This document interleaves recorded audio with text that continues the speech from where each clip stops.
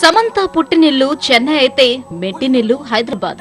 ఇన్నాళ్లకు పుట్టింటిని వదిలి మెట్టినిల్లు హైదరాబాద్ కు మకాం మార్చింది సమంత.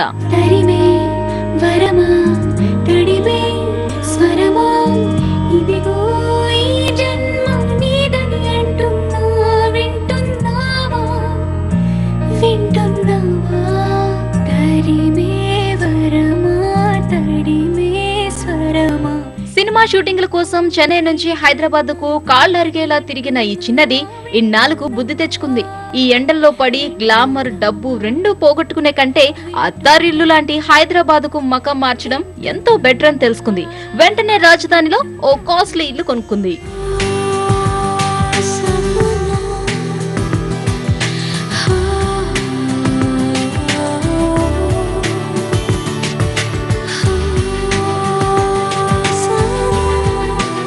చెన్నైలోని పోస్ట్ గార్డెన్ నుంచి హైదరాబాద్ కు టోటల్ గా షిఫ్ట్ అయింది సమంత. కొత్తింటికొచ్చాక సిద్ధార్థ్, నందిని రెడ్డికి ఇందులో చిన్న టీ పార్టీ కూడా ఇచ్చింది. అంతేకాదు తన ఇంటి పోర్టికో నుంచి హైదరాబాద్ అందాలను ఫోటో తీసి నెట్ లో కూడా పెట్టింది.